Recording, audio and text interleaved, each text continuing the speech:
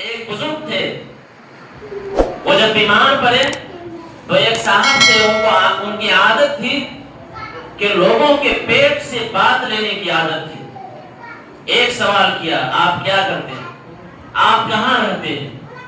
آپ کون سی ملازمت کرتے ہیں؟ کہاں کام کرتے ہیں؟ کس فیکٹری میں کام کرتے ہیں؟ کیا تنخواہ ہے آپ کی؟ یہ اس آدمی کی فطرت تھی۔ ایک مرتبہ ایسا ہوا کہ وہ ایک اللہ والے کے پاس پہنچ گیا، وہ اللہ والے بیمار تھے، اور بعض لوگوں کی عادت یہ ہوتی ہے کہ بیماروں کے پاس جا کر کے ایران قرآن کی بات پھینکنے لگتے ہیں، حالانکہ ایسا نہیں ہونا چاہیے۔ ایک مریض کے پاس اگر آپ جا رہے ہیں تو اب اللہ سے دعا کریں، دعا کرتے ہوئے جائیں، مریض کے پاس بیٹھ کر کے دعا کریں تاکہ مریض کے حق میں فائدہ ہو، مریض کے حق میں جو مفید ثابت ہو وہ باتیں آپ کریں، نہ کہ مریض کے سامنے کسی تیسرے کی برائی کریں۔ ایسے ہی وہ آدمی گیا اس اللہ والے کے پاس، وہ اللہ والے مریض تھے، طبیعت ان کی علیل چل رہی تھی، وہ آدمی سوال پر سوال کیے جا رہا ہے۔ اللہ والے اس اللہ کے بندے نے ان کو اپنے پاس سے بھگانا بھی مناسب نہیں سمجھا کہ ہم اگر اس کو کہتے کھلے زبان سے کہ آپ میرے پاس سے چلے جائیں تو ان کے دل پر برا شاق گزرے گا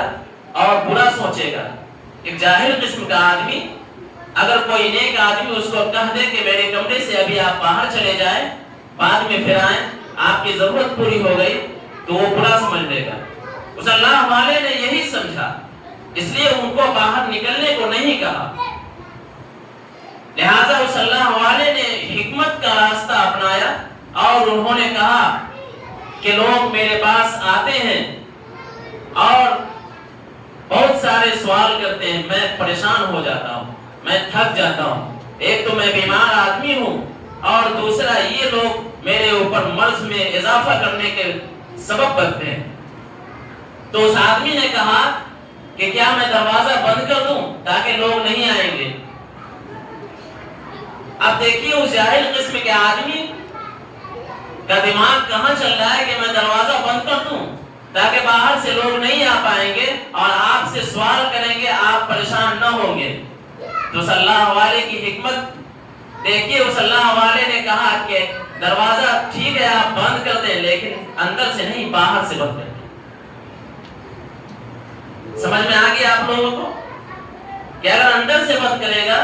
تو وہ شخص اندر ہی رہے گا، اگر باہر سے بند کر دے گا تو وہ خود باہر چلا جائے گا۔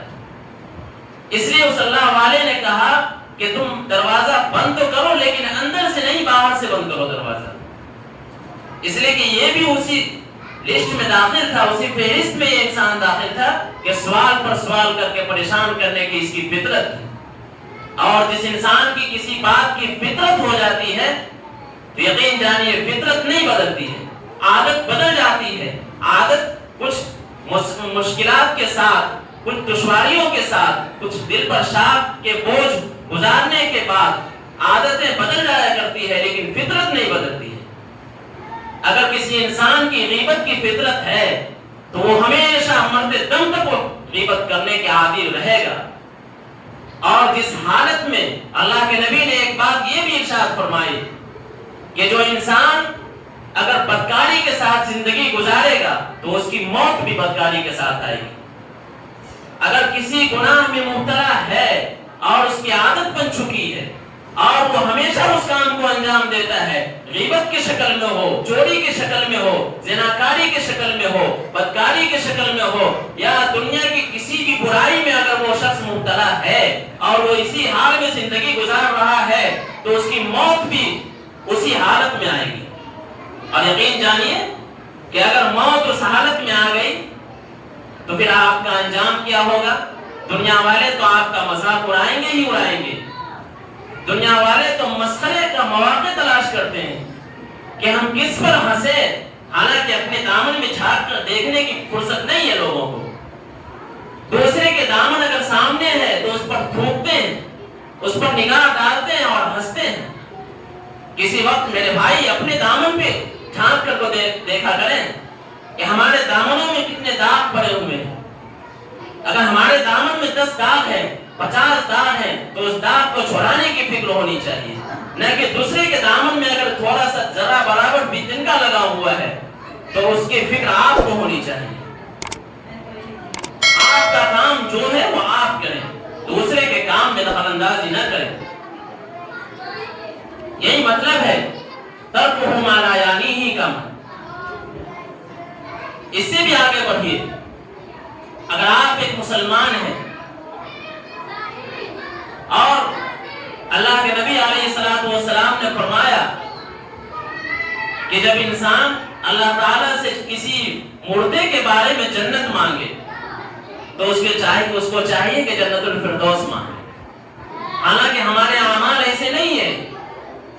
कि हमें जन्नत का आदना दर्जा भी मैसर आए। हम अपने अमाल के बारे में खुद वाक़ियत रखते हैं, हम जानते हैं कि हमारे अमाल ऐसे नहीं है कि अल्लाह के मेहमान खाने का एक अदना दर्जा हमारे हिस्से में आए, लेकिन फिर भी अल्लाह के रसूल सल्लल्लाहु अलैहि वसल्लम की हिदायत की बुनियाद पर हम जन्नतुल फिरदौस मांगने के मुस्तहिक हैं। अल्लाह के नबी अलैहिस्सलातु वस्सलाम ने फरमाया कि तुम जब अल्लाह से दुआ करो जन्नत के मुतालबे के सिलसिले में तो तुम जन्नतुल फिरदौस का मुतालबा करो, इसलिए कि जन्नतुल फिरदौस जन्नत का आला मकाम है। जन्नत तो अल्लाह का मेहमान खाना है जो हम ईमान वालों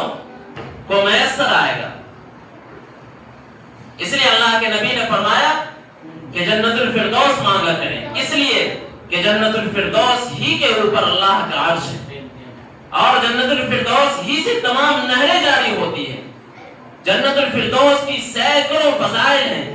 जो आप अगर मालूम करना चाहते हैं तो आप किताबों में पढ़ें, पढ़ना नहीं जानते तो आलिम से पूछें, जानने वालों से पूछें। जन्नतुल फिरदौस के क्या क्या फज़ाइल हैं, क्या क्या सबब हैं, अच्छाई के क्या सबब हैं, बुराई के क्या सबब है, क्या आप बुरा करके कहां जाएंगे, अच्छाई करके कहां जाएंगे। अगर कोई इंसान मरता है, आप अलैहिस्सलातु वस्सलाम का मुबारक जमाना है, एक इंसान की मौत आई, अल्लाह के रसूल अलैहिस्सलातु वस्सलाम उस मुर्दे के पास पहुंचे और उन्होंने अल्लाह के रसूल अलैहिस्सलातु वस्सलाम ने उनके लिए मग़फ़िरत की दुआ की। एक औरत, एक खातून वहीं पर बैठी हुई थी, उन्होंने कहा कि या शहीद, हाय शहीद, कि तुझे तो शहीद का दर्जा मिल गया। अल्लाह के रसूल अलैहिस्सलातु वस्सलाम ने प्यारा जुमला कहा कि खातून तुझे क्या मालूम है कि ये शहीद का दर्जा पाया है। उस खातून ने कहा कि ये फज़ाइल है, ये मनाक़िब हैं इनके, जिसके बुनियाद पर मैं कह रहा हूँ कि ये शहीद का दर्जा पाया, इसे शहादत नसीब हुई है। अल्लाह के रसूल अलैहिस्सलातु वस्सलाम ने फरमाया कि खातून तुम ये यकीन के साथ ये जुमला नहीं कह सकते हो कि इसे शहीद का दर्जा मिल गया, इसलिए कि हो सकता है कि तुम जाहिर में तो ये शहीद का दर्जा मिल जाए, शहीद हो गया, लेकिन अल्लाह के नजदीक इंदल्लाह ये शहीद का दर्जा नहीं पाएगा। इसलिए कि अगर इसके दिलों में इसकी आदत तो नहीं होगी, एक कंजूसी की आदत, बुख़्ल की आदत, और दूसरा लायानी कामों और लायानी बातों में मुलव्विस होने की फितरत रही होगी, तो यकीन जानो कि इसको शहादत नसीब नहीं होगी। एक सहाबी है, जलीलुल क़द्र सहाबी, और वो बहुत बीमार हैं, इतने बीमार हैं कि उस हालत में आम लोग बीमार पड़ते हैं तो मरने के करीब हो जाते हैं। और एक इंसान को, एक आम इंसान को अगर बुखार आता है तो उसका चेहरा बदल जाता है, उसके चेहरे से पता चलता है कि ये शख्स बीमार है और किसी मुहलिक बीमारी में मुब्तला है। वो सहाबी रसूल बीमार थे, कुछ लोग गए उनके पास और उनसे दरियाफ्त की कि आप बीमार हैं, इतने शदीद मर्ज में आप मुब्तला हैं, फिर भी आपके चेहरे से वो बशाशत जाहिर हो रही है कि एक आम इंसान और एक हट्टे कट्टे नौजवान, एक वलीउल्लाह और वली कामिल के चेहरे से जो रौनक जाहिर होती है, वो रौनक आपके चेहरे से झलक रही है। उस सहाबी ने कहा कि मेरे अंदर दो फितरत नहीं है, दो आदत नहीं है। وہ دو عادت کون سی تھی؟ اس صحابی رسول نے کہا کہ ایک تو میری یہ عادت نہیں ہے کہ میں کنجوسی کرتا ہوں اور میں بخل کرتا ہوں، میرے اندر بخل کی عادت نہیں ہے، کنجوسی کی عادت نہیں ہے۔ دوسری بات یہ فرمایا کہ میں کسی مسلمان کے تئیں اپنے اندر کینہ نہیں رکھتا ہوں، میں کسی مسلمان کی غیبت نہیں کرتا ہوں، میں کسی انسان کے خلاف اس کے پیچھے برائی نہیں کرتا ہوں۔ اگر دو انسان کے کوئی معاملات چل رہے ہیں، دو گھرانے کے کوئی معاملات چل رہے ہیں تو میں ان میں دخل اندازی نہیں کرتا ہوں۔ اگر دو انسان کے کوئی بڑا معاملہ چل رہا ہے، جیسے اس زمانے کے لحاظ سے کیس وغیرہ چل رہا ہے یا گاؤں کے اعتبار سے کوئی معاملہ ان کا عروج پکڑ لیا ہے، تو تیسرے لوگ مذاق اڑاتے ہیں، تیسرے لوگوں کو مذاق کا موقع مل جاتا ہے کہ وہاں ان کے گھروں میں یہ معاملہ چل رہا ہے، وہ کیسا انسان ہے، وہ کیسا انسان ہے، ان کی بیوی کیسی ہے، ان کے بچے کیسے ہیں، ان کی بچیاں کیسی ہیں، ان کے آبا و اجداد کیسے تھے، وہ کس کا بیٹا ہے، وہ کس کی بیٹی ہے، مذاق اڑانے کا موقع مل جاتا ہے۔ اس صحابی رسول نے کہا کہ یہ سب باتیں میرے اندر نہیں، میرا دل ہر مسلمان کے تئیں صاف ہے، میرا دل ہر مسلمان کے تئیں صاف ہے، میں کسی سے ان سب باتوں کے پیچھے نہیں پڑتا ہوں۔ میں قرآن کو اپنا رہبر سمجھتا ہوں، رسول اللہ کو اپنا رہبر سمجھتا ہوں، رہنما سمجھتا ہوں، میں اللہ کے رسول علیہ السلام کی حدیثوں کو اپنے لیے مشعل راہ سمجھتا ہوں، میں انہی پر عمل کرتا ہوں اور میں انہی پر تا قیامت عمل کرتا رہوں گا جب تک میری موت آ جائے۔ اسی لیے ان سب وجوہات کی بنا پر میرے چہرے پر جو بشاشت تمہیں دکھ رہی ہے، یہ انہی کے اثرات ہیں میرے چہرے پر۔ انسان اگر بیمار پڑتا ہے تو ان کے چہرے پر بھی گناہوں کے اثرات ہوتے ہیں۔ یقین جانیے، آپ آج سے وعدہ کیجئے کہ اگر دو کے معاملات ہوں گے تو ہم اس میں تیسرے بن کر کباب میں ہڈی بننے کی کوشش نہیں کریں گے۔ اگر آپ کسی گھر کے ذمہ دار ہیں، کسی پر آپ کا ریموٹ کنٹرول ہے، مسلم شریف میں ایک حدیث ہے، من رأى منكم منكرا فليغيره بيده فإن لم يستطع فبلسانه فإن لم يستطع فبقلبه وذلك أضعف الإيمان۔ اس حدیث میں کہا گیا کہ اگر کسی کے اوپر تمہارا ریموٹ کنٹرول چلے، ریموٹ کنٹرول ہو، جیسے ٹی وی کو ریموٹ دکھاتے ہیں تو وہ چلتا ہے، بدلنا ہوتا ہے تو آپ ریموٹ کے ذریعے اس کو بدلتے ہیں۔ اسی طرح انسانوں میں آپ کے ماتحت جو انسان پلتے ہیں، دنیا میں زندگی گزارتے ہیں، آپ کے بیٹے کے شکل میں ہو، آپ کے بھتیجے کے شکل میں ہو، آپ کے پوتے کے شکل میں ہو، جو بھی انسان آپ کے ماتحت ہے، اگر ان پر آپ کا حکم چلتا ہے، آپ کی بات مانی جاتی ہے، آپ کو بڑا سمجھتے ہیں لوگ، آپ کے خاندان کے، آپ کے گاؤں کے، آپ کے معاشرے کے لوگ سمجھتے ہیں، آپ کو بڑا سمجھتے ہیں، آپ کو دانشور سمجھتے ہیں، تو آپ کے لیے ضروری ہے کہ آپ پورے خاندان پر نگاہ رکھیں کہ کسی ہمارے خاندان کے لوگ اور ہمارے ماتحت کے لوگ کہیں دوسرے راستے کے تو شکار نہیں ہو رہے ہیں، کسی عیاشی کے شکار تو نہیں ہو رہے ہیں، کسی برائی کے راستے پر تو نہیں جا رہے ہیں۔ اگر برائی کے راستے پر جا رہے ہیں، اگر عیاشی کے شکار ہو رہے ہیں، اگر بدکاری وہ کر رہے ہیں آپ کے ماتحت کے لوگ، تو آپ پکڑے جائیں گے۔ کلکم راع وکلکم مسئول عن رعیتہ، یہ بھی مسلم شریف میں فرمایا گیا کہ اگر آپ کے ماتحت کے لوگ غلط راستے کو اختیار کر رہے ہیں اور آپ کی ماتحتی چل رہی ہے تو آپ پکڑے جائیں گے، اللہ کے نزدیک آپ پاس پرس کے مستحق ہوں گے۔ اللہ آپ سے پوچھے گا کہ آپ کے ماتحت میں فلاں انسان کو دیا تھا، آپ نے کیا کیا؟ آپ نے اپنے اعمال کو کیوں نہیں سنوارا، کیوں نہیں سدھارا؟ کیا آپ کے اعمال کو دیکھ کر، آپ کے اخلاق کو دیکھ کر، آپ کے کردار کو دیکھ کر آپ کے ماتحت کے لوگ زندگی سنوارتے، زندگی گزارنے کی کوشش کرتے اور ایک اچھے مسلمان بن کر زندگی گزارتے؟ یا آپ سے پوچھ ہوگا کل قیامت میں۔ آپ ایسے نہ سمجھیں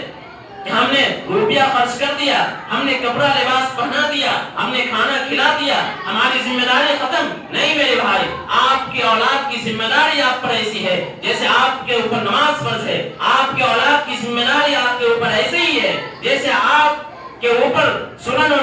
نوافل اور واجبات نماز ہے۔ اس لیے کہ آپ جس طرح اللہ کی عبادت کرتے ہیں اسی طرح آپ اپنے اولاد کو بنانے کی فکر کریں۔ اگر آپ اپنی اولاد کو بنانے کی فکر کریں یقین جانیے آپ کے کامیابی آپ کی قدم چومے گی۔ اگر آپ دھیان نہیں دیے، اپنے ماتحت پر دھیان نہیں دیے اور آپ یوں ہی زندگی گزارتے رہے، لایانی چیزوں میں زندگی گزارتے رہے اور آپ سمجھیں کہ ہماری زندگی تو گزر گئی، آپ اپنی زندگی کا مالک وہ ہے میرے بچے، وہ جانے میں نے زمین دے دیا، میں نے مکانات بنا دیا، میں نے جائیداد جمع کر کے دے دیا، مالیات کے شکل میں مال جمع کر کے دے دیا اور ہماری ذمہ داری ختم ہو گئی۔ میرے بھائی ایسا نہیں ہے، مال آپ نے نہیں دیا تو اس کا پوچھ نہیں ہوگا، مکانات آپ نے اپنے بچوں کو بنا کر کے نہیں دیا تو اس کا پوچھ نہیں ہوگا، آپ نے مال جمع کر کے اپنے بچوں کو نہیں دیا تو اس کا پوچھ نہیں ہوگا، لیکن اپنے بچوں کو اگر کامیاب نہیں بنایا، نیک انسان نہیں بنایا، اس کا پوچھ ہوگا۔ اور یقین جانیے جب انسان آپ سے کوئی بات پوچھتا ہے تو آپ اس کو بتانے میں جھجک محسوس کرتے ہیں، شرم محسوس کرتے ہیں، بعض انسان ڈرتے ہیں، لیکن یقین جانیے جب اللہ کا دربار ہوگا، اللہ کا ججمنٹ سنایا جائے گا اور اللہ جج ہوں گے تو پھر یقین جانیے کہ وہاں پر کون بچانے والا ہوگا۔ جہاں اللہ کی چلے گی، یہاں تو اللہ کی رسی ڈھیلی پڑی ہوئی ہے، ڈھیلی چھوڑے ہوئے ہیں، تو آپ یوں ہی زندگی گزار رہے ہیں اور سمجھ رہے ہیں ہم کامیاب انسان ہیں۔ بالکل نہیں، اگر آپ کی یہ سوچ ہے تو آپ مجرم ہیں، آپ گنہگار ہیں، آپ بدکار انسان ہیں۔ اگر آپ یہ سمجھ رہے ہیں، آپ یہ سمجھیں کہ ہم سب سے نالائق انسان ہیں، اگر آپ یہ سمجھ رہے ہیں، مجھے اس بات کا اندازہ ہے، میں نے کچھ سال پہلے سے کچھ برائی اپنے محلے میں کچھ زیادہ دیکھ رہا ہوں اور یہ درد بیان کر رہا ہوں، دل کا درد۔ آپ یہ نہ سمجھیں کہ ہمیں یہ تانا دینے اور تانا دینا، اپنے گھر میں تانا دینا یہ باعث ثواب ہے۔ اگر گھر کی بات کو گھر کے لوگوں پر بتانا یہ ثواب کا کام ہے، اس لیے کہ اگر ہم بتا رہے ہیں، آپ کا نام ظاہر نہیں کر رہے ہیں لیکن برائی کی طرف آپ کو اشارہ دلا رہے ہیں، آپ کا دھیان مبذول کرا رہے ہیں، اگر آپ اس برائی کو چھوڑ دیں گے تو مجھے بھی ثواب ہوگا اور میری باتوں کا بھی فائدہ ہوگا اور آپ کو بھی ثواب ہوگا، اس لیے کہ میری باتوں سے آپ کو فائدہ ہوا، آپ نے اپنی زندگی کو بدلا، کامیاب راہ کو چنا، راہ ہدایت کو تسلیم کیا اور برائی کے راستوں کو چھوڑا، برے راستے کو ناپسند کیا اور اللہ کے رسول علیہ الصلوۃ والسلام کے بتائے ہوئے زندگی پر عمل کیا تو آپ کو فائدہ ہوا، قرآن پر عمل ہوا، احادیث پر عمل ہوا اور آپ کی دنیاوی اور دینی زندگی دونوں سنور گئی۔ اس سے بڑی کامیابی کیا ہو سکتی؟ اللہ سے دعا کریں کہ اللہ تعالی ہمیں ان سب باتوں پر کہنے سننے زیادہ عمل کی توفیق عطا فرمائے اور یقین جانیں کہ آپ ہمارے محلے میں خاص کر ان سب باتوں پر زیادہ توجہ دی جاتی ہے کہ دو کے معاملات میں تیسرے پڑتے ہیں۔ میں اپنے گھر کی بات بتا رہا ہوں، میرا محلہ اپنا گھر ہے، میں پورے محلے کو اپنا گھر سمجھتا ہوں، آپ سمجھیں یا نہ سمجھیں، میرے محلے میں یہ باتیں رائج ہیں۔ آپ دل پر ہاتھ رکھ کر کے یہ سوچیں کہ کیا ہمارے اندر یہ عادت ہے؟ اگر ہمارے اندر یہ عادت ہے تو وہ بدلنے کی کوشش کریں۔ کسی تیسرے کے معاملات ہیں، ہم کو کیا پڑی ہے، ہم کو کیا قرآن حکم دے رہا ہے، احادیث حکم دے رہی ہے، شریعت حکم دے رہی ہے، کیا آپ دوسرے کے معاملات میں جا کر کے دخل اندازی کریں، بن بنائے مہمان بنیں، کباب میں ہڈی بنے جا کر کے؟ کون سا قرآن آپ کو حکم دیتا ہے، کون سی حدیث آپ کو حکم دیتی ہے اس بات کی کہ آپ دوسرے کے معاملات کو لے کر کے ذکر کریں، تذکرہ کریں اور اس کا لا حاصل فائدہ ہے؟ کوئی فائدہ نہیں ہے، نہ دنیا کا فائدہ نہ آخرت کا فائدہ، اور ہم اپنی زندگی کو برباد کر رہے ہیں یوں ہی لنترانی میں۔ اگر اتنے وقت میں اگر ہم اللہ کا ذکر کر لیں، قرآن کی کوئی آیت ہے، اگر ہم خالی بیٹھے ہوئے ہیں، دو کے ساتھ بیٹھے ہوئے ہیں، اگر دوسرا کوئی بات میں لگا رہا ہے تو اس کو کہیں میرے بھائی ان باتوں سے آپ کا کوئی فائدہ نہیں ہے، نہ میرا فائدہ ہے، ہم دونوں خامخواہ اپنا وقت برباد کریں گے، اس سے بہتر ہے کہ کوئی اللہ کا ذکر کر لے، استغفر اللہ کا ورد کر لے، لا الہ الا اللہ کا ذکر کر لیں، سبحان اللہ کا ذکر کر لیں، اللہ اکبر کا ذکر کر لیں، یہ فائدہ ہوگا، یہ ہمارے لیے آخرت کا ثمرہ بنے گا، ذخیرہ بنے گا اور اس سے ہمارا فائدہ ہوگا۔ نہ کہ ہم دوسروں کی برائی کو لے کر کے، دوسرے کے معاملات کو لے کر کے ہم پڑے رہیں اور وقت کو برباد کریں۔ یقین جانیے اگر وقت کو آپ برباد کریں گے تو آپ کو وقت بھی برباد کرے گا، اور ایسا برباد کرے گا کہ آپ کہیں منہ چھپانے کے لائق نہیں رہیں گے۔ اللہ تعالیٰ سے دعا کریں کہ اللہ تعالیٰ ہم سبوں کو ان سب باتوں پر کہنے سننے سے زیادہ عمل کی توفیق عطا فرمائے۔ ربنا تقبل منا انك انت السميع العليم وتب علينا انك انت التواب الرحيم۔